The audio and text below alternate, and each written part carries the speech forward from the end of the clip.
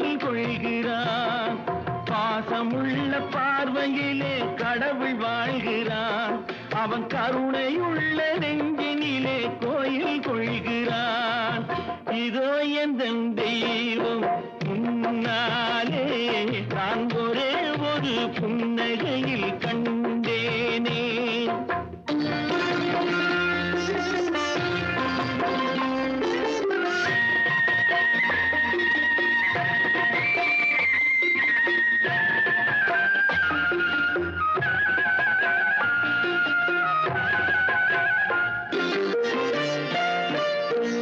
அவன் பூவிரியும் சோலையிலே மணப்பான்.